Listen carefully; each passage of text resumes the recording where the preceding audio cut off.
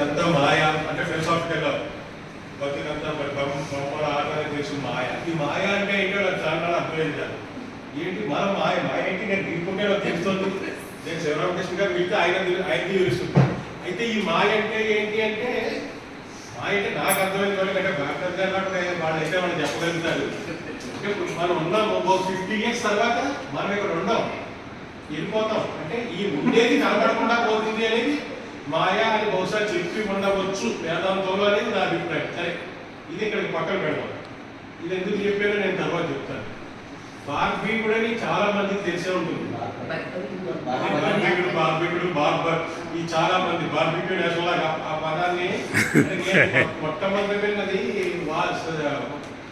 జగ్గి వాసుదేవ్ గారు నోటంటే విన్నాను ఈ పదం.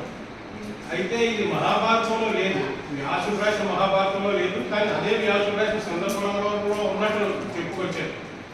ఆ కథ సింపుల్ గా మీకు తెలుసు. ఈయన ఎవరో ఘటోద్గజుడు మనవడుగా చెప్తారు. ఈ తల్లి దగ్గర ఈయన విద్యలో అవన్నీ నేర్చుకున్నాడు. ఆ తల్లి కూడా ఒకప్పుడు శ్రీకృష్ణుడితో హోరాహోరి యుద్ధం చేస్తుంటారు.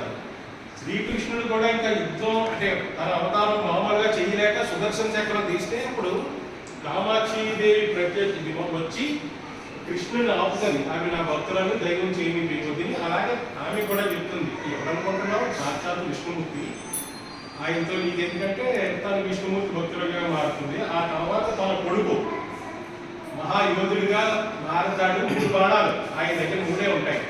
ఒకటి ఏంటంటే ఆ యుద్ధాలన్నీ 1 నిమిషంలో ముగించేస్తారండి. ఏ యుద్ధంగా అన్ని చూస్తారు. మొదటి బాణం వెళ్ళి మొత్తం పొజిషన్ అంతా చూసుకుంటారు.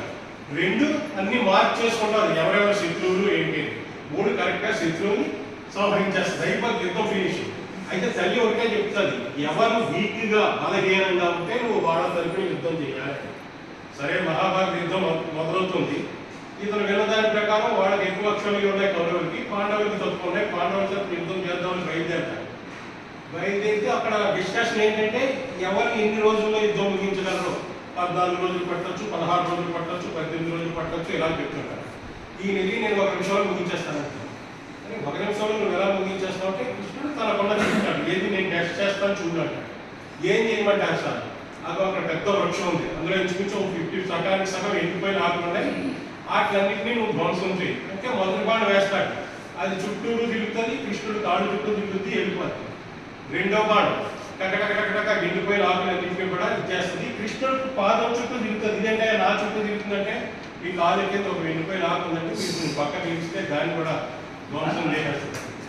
ఇలా మొత్తం 3తో ఫినిష్ చేసేస్తాడు. అయితే నేను 1 నిమిషంలో నేను చేసేస్తానంటాడు.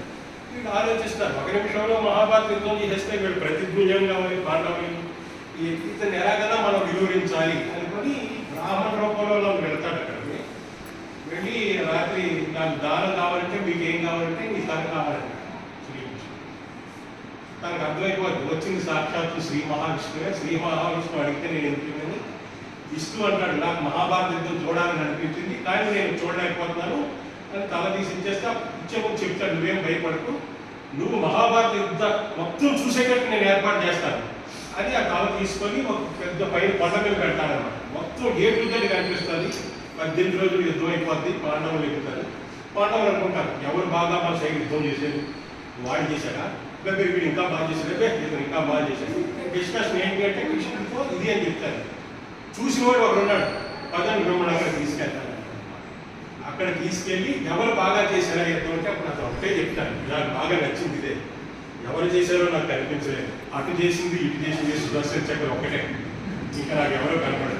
ఆడేవాడు ఆడించేవాడు ఏకపాత్రులని తెలియాలంట. ఆడేవాడు ఆడించేవాడు ఒకటే. ఆ ఎరుక వచ్చి రాగానే మాయం అయిపోతుందట మాయ. ఎందాక చెప్పుకున్న మాయ ఎప్పుడైతే ఆడేవాడు ఆడించేవాడు ఒకటే అని తెలుస్తుందో ఈ మాయనే మాయమైపోతుంది. అందుకని నాకు ఈ టాపిక్ నచ్చింది. ఈ కథ అందరికీ తెలిసే ఉండొచ్చు, అందుకని నేను ఈ కథ నేర్చుకున్నాను. థ్యాంక్స్.